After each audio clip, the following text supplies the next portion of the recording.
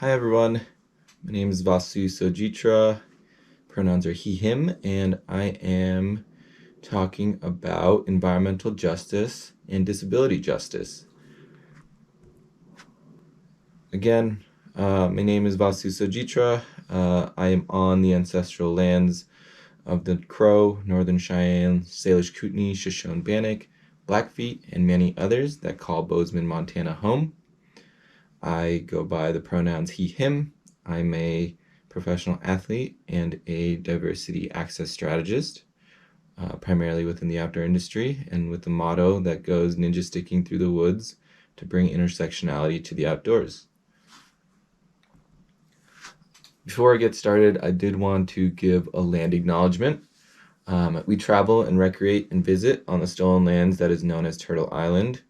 We respect and acknowledge the original stewards, our native communities, and that call this land and water home since time immemorial, for which we have to continue to fight for justice. And as I said, I'm in Bozeman, Montana, the land of the Crow, Northern Cheyenne, Salish Kootenai, Shoshone Bannock, Blackfeet, and many others that have travel through here, and continue to fight for that justice. And I will be acknowledging our original stewards throughout this conversation around disability justice and environmental justice, because I believe Native communities have to be at the forefront when it comes to environmental and social justice. Within the next 40 or so minutes, I'm going to talk about intersectionality, disability, definitely, what ableism is, what disablement is, the difference in the combination of the social construct of disability and the social production of disability, what disability justice is and how that correlates with environmental justice. And again, content warning, this presentation does contain information about state-sanctioned violence. It talks about violence around car accidents and various other mechanisms of injury. So if you are triggered by any of that, please step aside. This is a full opt-in conversation. So please be aware that that kind of information is being shared. So first and foremost, intersectionality, it is in my motto. It is a thing that a lot of us live by. Was coined by Kimberly Crenshaw in the late 80s. Big revolutionary around this topic and the topics around race and equity and many other forms of systems of oppression. So it is a lens, a prism for seeing the way in which various forms of inequality often operate together and exacerbate each other. We tend to talk about race and equity as separate from inequity or inequality, based on gender, class, sexuality, or immigrant status. What's often missing is how some people are subject to all of these, and the experience is not just the sum of its parts. So, as you can see in the stick figure on the left, and folks that need a visual description, it is a stick figure with several different arrows pointing to the individual. Things that say education, sexuality, ability, age, gender, ethnicity, culture, language, class, race. And those are just some of the few identifiers, social identifiers that we might abide by, socially constructed. So there are hundreds of different more. And again, intersectionality is rooted in Black women's liberation movement from activists like Sojourner Truth and Kimberly Crenshaw. And Audre Lorde said this pretty well, is there is no thing as a single issue struggle because we do not live single issue lives. All of us are impacted by so many of these.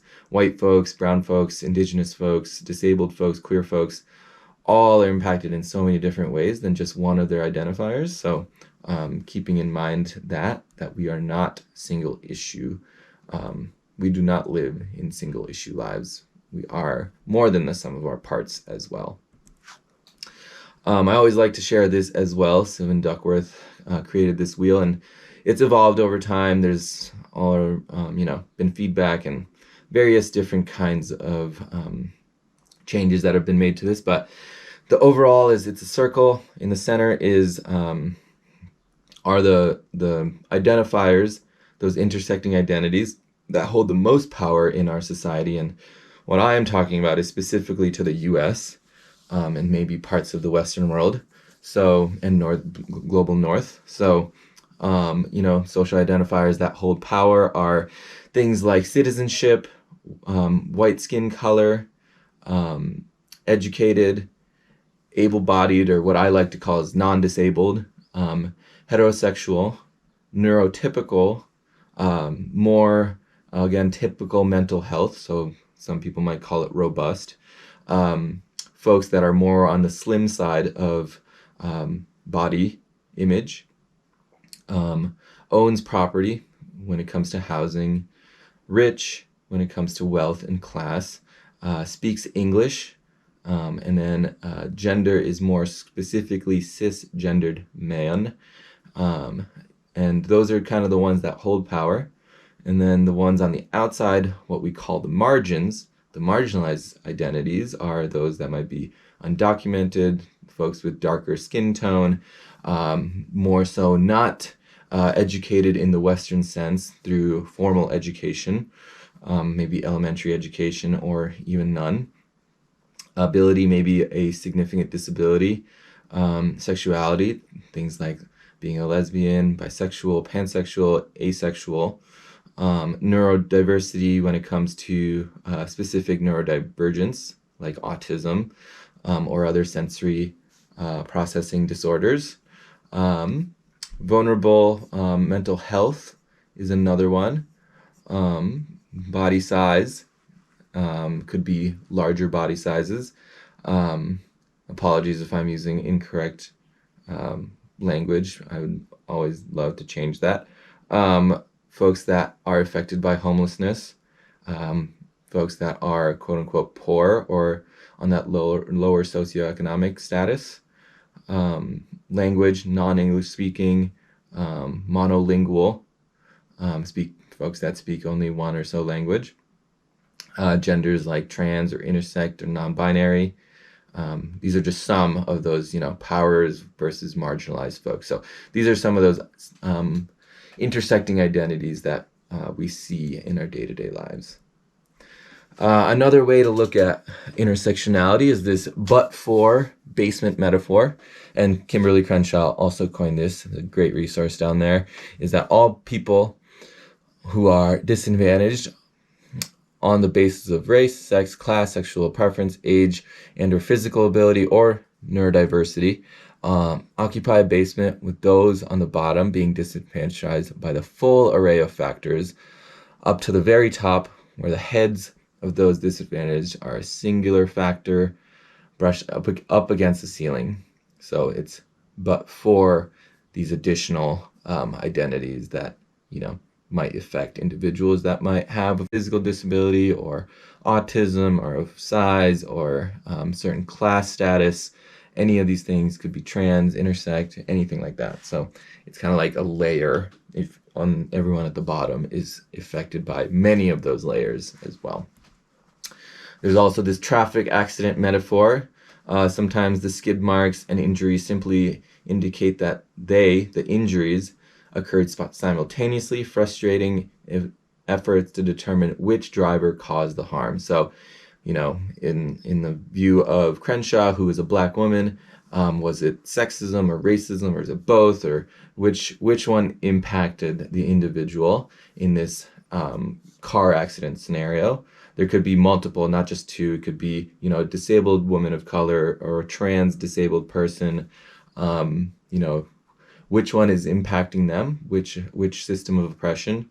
And that's the concept around intersectionality. Is it's not one or both. It could be everything in between. It could be one over the other. But the idea is to break down those systems of oppression to make sure that we are treating people as humans. And that's where that justice and belonging comes from, a group that engages full potential of the individual, where innovation thrives and views and beliefs and values are integrated. Here's another great example. On the top is everyone gets the same resource. The person using the wheelchair still gets the upright bike. The taller individual gets the same size bike as everyone else. The more typical heighted individual gets a bike that works for them, and the little kid gets the same size bike and can barely reach the pedals. And where justice and equity come in, again, each individual, each community is provided a resource that works for them, and that's where that justice comes. That's where that belonging comes, and that is based on building truth or trust within these communities, as well as understanding where people are coming from and what they need. On to ableism and the disability side of it all. Ableism is the discrimination of and social prejudice against people with disabilities based on the belief that typical abilities are superior.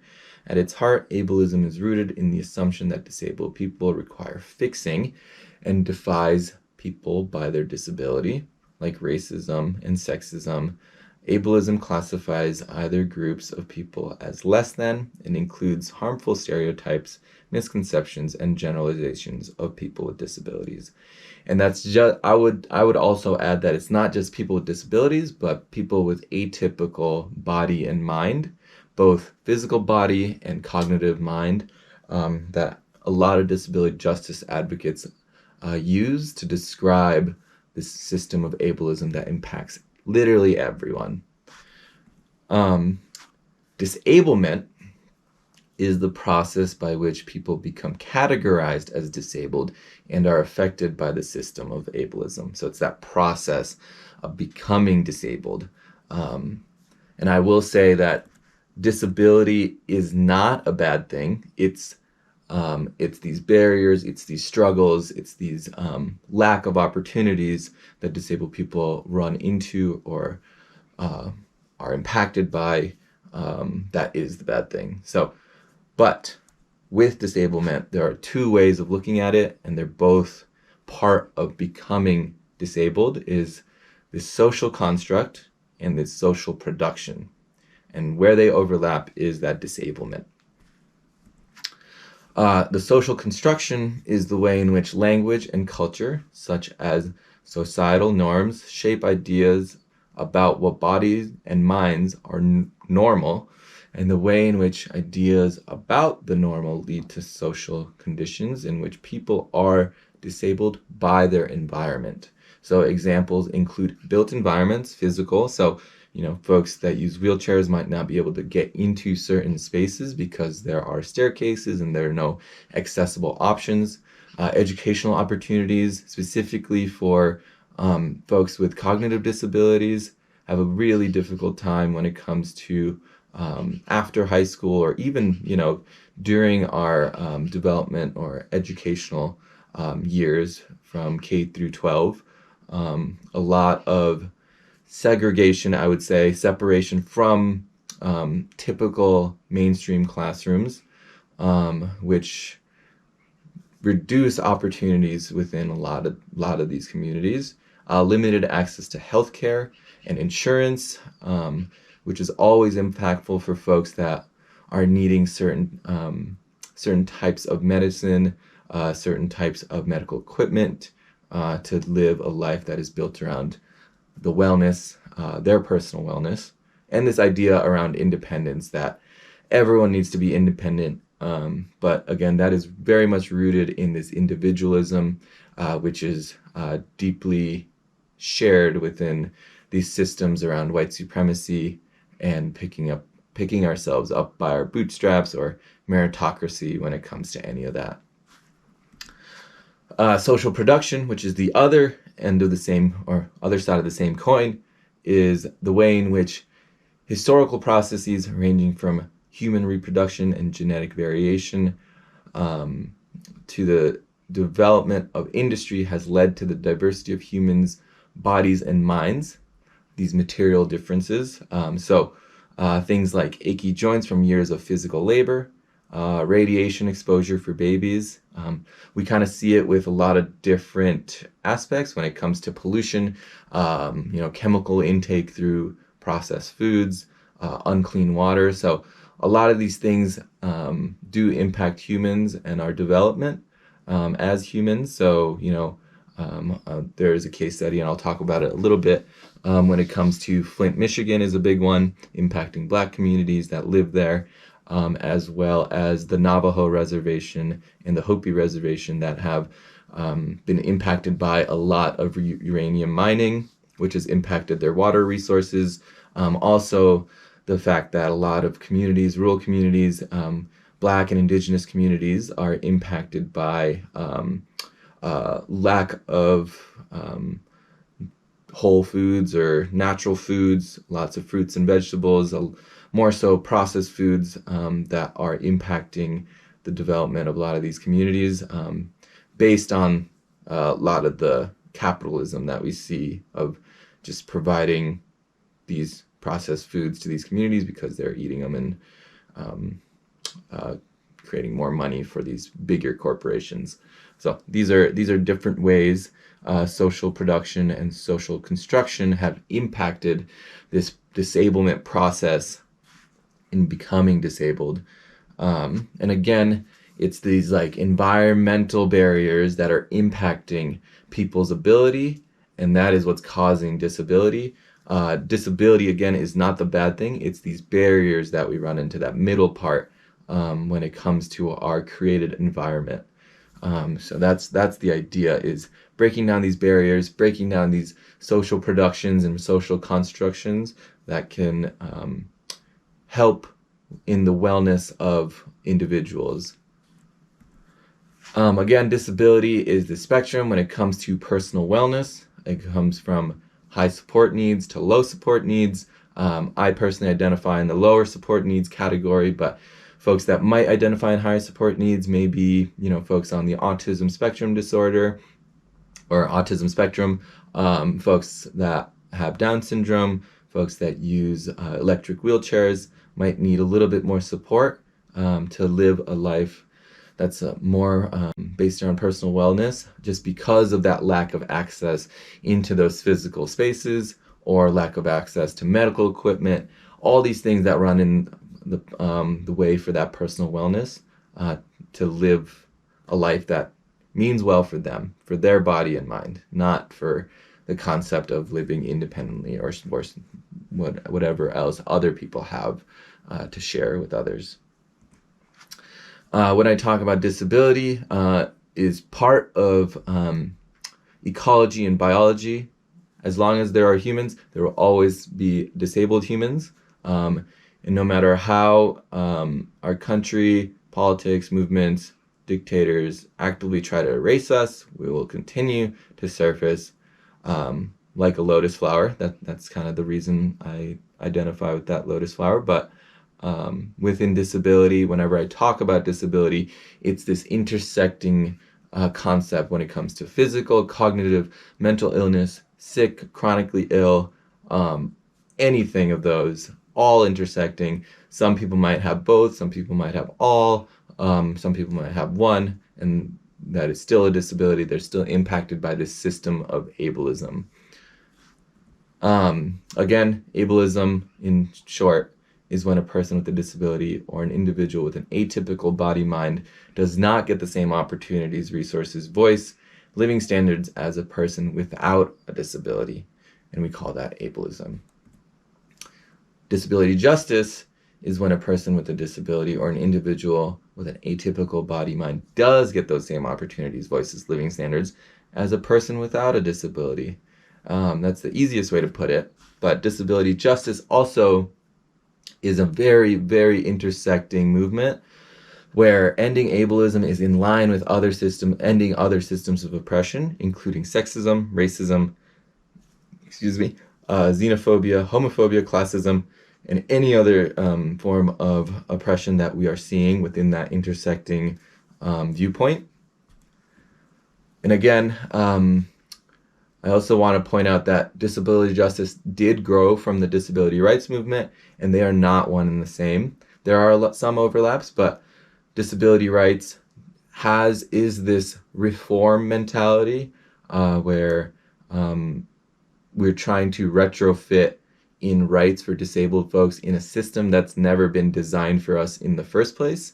And disability justice is pretty much creating our own systems that are designed with disabled leaders for disabled communities in mind.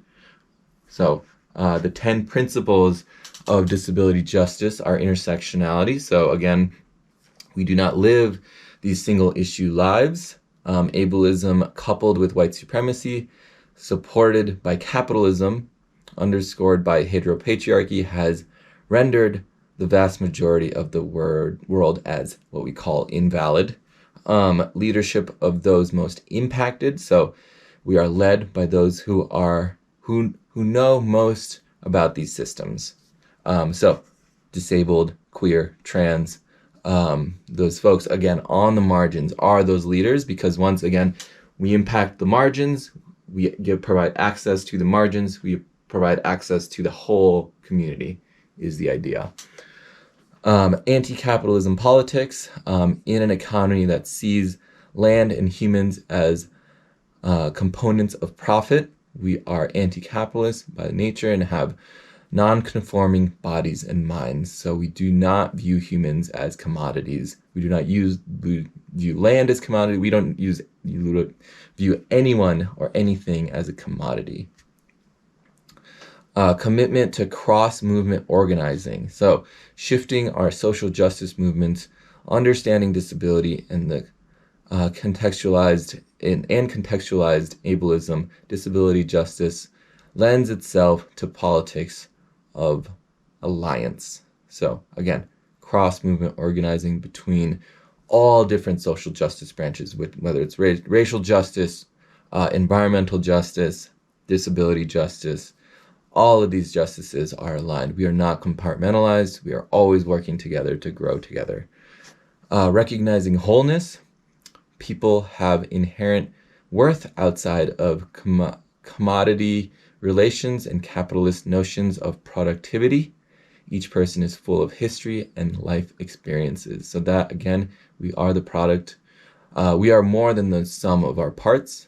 We are human, and we are more than just our productivity. And yes, that is a very important one. Sustainability is we pace ourselves individually and collectively to be sustained long term. Our embodied experiences guide us towards ongoing justice and liberation. So another easy way to put that is self-care. So taking care of ourselves. We call in the disability world spoon theory. You have a certain amount of spoons when you wake up or when you're doing something, and you might leave a spoon at home after you do a certain thing. This is big in the chronic ill community. And yeah, so maybe by the end of the day or midday or, a few hours after waking up, or even when you're waking up, you might not have that many spoons to do a certain thing. So being mindful of that and utilizing that mindfulness as we move throughout our organizing, as we move throughout building these relationships and movements. Commitment to cross-disability solidarity as well. So we honor the insight of participants of all of our community members, knowing that isolation undermines collective liberation. So again, disability is not just physical, it's just not just cognitive, it is both. It is also sick and ill folks, it is also mental illnesses. All of these are part of the disability justice movement. And everyone is impacted in some way by this body-mind mentality. So that's the idea, is we are very intersectional when it comes to it.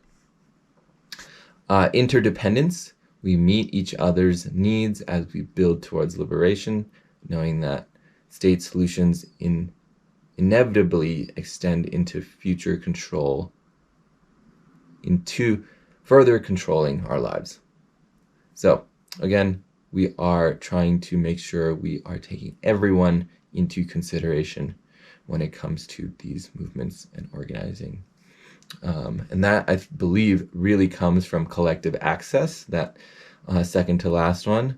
As brown, black, and queer-bodied disabled people, we bring flexibility and creative nuance that goes beyond able-bodied minded normativity to be in collective community with each other. So we are always looking out for each other, trying to be making sure that when I have access to something, other people are able to have access as well, other disabled folks, other queer folks, other brown, black, indigenous folks as well. So that is the idea. And then that all brings to collective liberation. No body or mind can be left behind. Only mobbing together can we accomplish the revolution we require. So again, my liberation is connected to your liberation, which is connected to your neighbors, which is connected to your enemies, whatever. So trying to make sure that we are incorporating all 10 of these principles in the movements that we bring forth. Here's a great way to look at it, and this was put on by Sins Invalid, great movement. Great book right there as well, Skin and Tooth and Bone, the basis of movements in our people, a disability justice primer. The history of white supremacy and ableism are inextricably intertwined, both forged in the crucible of colonial conquest and capitalistic domination. We cannot comprehend ableism without grasping its interrelations with heteropatriarchy, white supremacy, colonialism, and capitalism, each system co-creating an ideal body-mind built upon the exclusion and elimination of a subjugated other from whom profit and status are extracted. 500 plus years of violence against Black and Brown communities includes 500 years of bodies and minds deemed dangerous by being non-normative. Again, not simply within able-bodied normativity, but within the violence of heteronormativity, white supremacy, gender normativity, within which our various bodies and multiple communities have been deemed deviant, unproductive, and invalid. So again, incorporating all of these different systems into a movement that is incredibly intersectional and provides a basis that will help provide liberation for everyone impacted by these systems. Again, that's that intersectionality, incorporating all of these into the movement. And that's where that environmental justice and disability justice intersect, is we are all one and the same. Environmental justice is injustice is the problem, not an individual's disability. That's a problem in need of a solution. I don't know how many times I've heard, I'm going to pray for your disability to go away, or trying to fix someone that might have autism. It's like, that is just not the case. It is these environmental injustices that are impacting disabled folks from living a personal, well-meaned life for them. Rather than focusing on the injuries of the traffic crash analogy, the focus should be on the conditions that created the crash-prone traffic in the first place. So what system intersecting at that traffic, the crash, impacted those people in the first place? It's how did these injuries come to affect a particular person or group? How did those systems of oppression get created in the first place, is the idea. And that's this transformative justice process of finding the root cause of the harm that's been done to Black and brown bodies when it comes to healthcare issues, education, police brutality, all of these things, when it really is broken down. Exposure to environmental injustices. So there are a couple ways that disablement is created, and one is exposure, disproportionately exposed to environmental injustices. So, and that is more so communities of color, especially. So here I will talk a little bit about the case study of Hurricane Katrina. Geographical segregation, closer to environmental bads. So things like under-resourced neighborhoods, designed under-resourced neighborhoods, designed reservations, as well as extractive mining from those reservations, designed imperialism within those communities in the first place, things like gentrification or resource extraction, things like happening in Flint, Michigan with water resource management. So things like that. Also, things like underemployment and unemployment are impacting communities when it comes to mental health, which can be a cycle. Examples like Hurricane Katrina, example within that is lack of accessibility devices even after evacuation if folks had access to evacuation. If in the first place evacuating is incredibly hard, or was incredibly difficult for disabled folks or for caregivers that were caring for sick or old or other folks. So, but even when provided that access to evacuation, their medical devices might have been destroyed, like this photo, and they might not have been able to even go to the bathroom if they were at the Superdome and trying to find, a way to relieve themselves. So, things like that. Not the people that are underprepared, but the system of ableism when environmental bads occur.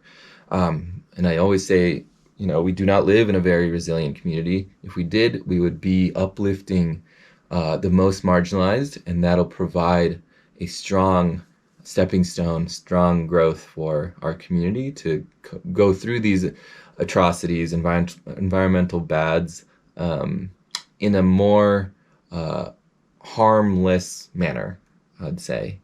Not killing and destroying the lives and bodies and minds of so many people, including disproportionately impacting, again, disabled folks, and specifically disabled folks of color. So in this case study of Hurricane Katrina, there's a great article right there that due to the hurricane and many systems of oppression, the increase in disability was mostly concentrated for young and middle-aged Black women specifically. And you can even say queer and trans women as well. So Black, because they lived in areas that mostly suffered from redlining and poverty, which is an impact of racism. Women mostly, left with a child after a household broke or their house was impacted by flooding, and which caused more stress and mental health effects. That's the form of sexism. And young, limited pay and experience and their ability to work, and that's more so ageism. So in that, again, traffic crash metaphor, which one is it? Is it one? Is it all? Is it together? But it is, the idea is not to put the blame on the individual that doesn't have access to the resources to get out in a way that feels meaningful for them, but it's on these systems, racism, sexism, ageism, that impact, and classism, that impact a lot of these more very vulnerable communities to be able to get out of these spaces, and with really no choice, So, which streak mark from which car is the one that's impacting these individuals. So looking at the whole, looking at what is causing that in the first place, and breaking that down a little bit more. Another thing to environmental injustices to communities is vulnerability. We've seen that during COVID, affecting mostly vulnerable populations. And that is, bodily differences that make folks more vulnerable to environmental bads, like pollution, like COVID, like, processed foods even maybe. Examples include folks that are immunosuppressed, and diseases like cystic fibrosis can really impact people's well-being and their body and mind when it comes to their own life. So that vulnerability is a big one. And that is, again, not to blame on that individual, but the environmental bads that they have been adjacent to due to racism or sexism or classism, any of these things, So case in point, again, things like the Navajo Reservation, parts are very much under-resourced, and things like COVID very much impacted them heavily at the start, but also, the uranium mining down there has created more disabilities. That exposure and vulnerability, the overlap of both of them, has impacted the disablement and created more disabilities within those spaces. And not saying disability is the bad thing. Again, it's the barriers, it's the inaccess to resources to live a well-meaned life for each individual. Other case studies that affect disabled communities, as I said, the uranium mining on the Navajo reservation. All those red dots are uranium mines. Flint, Michigan, COVID, any blackout, earthquake, hurricane impacts a lot of hospitals and people that are on ventilators and all of these things that really affect them. Forest fires is a big one when it comes to, folks with breathing impairments, cystic fibrosis being one of them. So all these things are impacting individuals through exposure and through vulnerability. And then again, just bringing it back, how can we provide good stepping stones, good, processes, create new systems. And again, bringing it back to these 10 principles is so important. Again, intersectionality, making sure everyone is incorporated, especially those most impacted, and having those most impacted be in leadership positions, making sure that we don't view bodies as commodities, but as people, as individuals that are worthy no matter what they're able to do. Commitment to cross-movement organizing. I see this a lot within racial justice groups, that they say that they're intersectional, but they don't have a disabled person part of their leadership. They don't have someone with autism or Down syndrome or physical disability or some sort of chronic or mental illness be a part of their organizational structure. So trying to make sure that we start embodying a lot of these principles, recognizing wholeness. Again, that goes back to that anti-capitalism, is each person is a whole being, no matter what their disability, no matter who they are, but incorporating that disability also impacts their day-to-day life. Sustainable, again, taking care of ourselves and community through that entire process. Rest is a revolution. So that's a big one. Commitment to cross-disability solidarity, not just cross-movement, but cross-disability. I see this a lot in the adaptive sports world, that some organizations are really good at cognitive disabilities and others are really, and they might be horrible at speaking and working with physical disabilities. So just trying to make sure that we incorporate cross-disability solidarity when we say disability, being very transparent about that. Interdependence, again, helping each other grow, helping each other support. Again, that's that sustainability model too. We all need support, not just disabled folks. Collective liberation and collective access, providing access to all, providing liberation to all. Again, Sins Invalid, great resource. And yeah, that is it. Just reframing it, just making sure that we work together on this, making sure that EJ and DJ, environmental justice and disability justice, are overlapping with racial justice and all these other issues that come into play when it impacts a lot more of those marginalized communities, a lot more of those vulnerable populations. And again, access is love, and when we provide access to those most marginalized, we provide access to all. So thank you for having me, and happy to answer questions via email, via my Instagram. Please reach out, and we can have a deeper conversation about this. Thank you, Refuge. Thank you, Siobhan. Thank you, everyone, for having me. I hope you all took something away from this. Deeply appreciate it.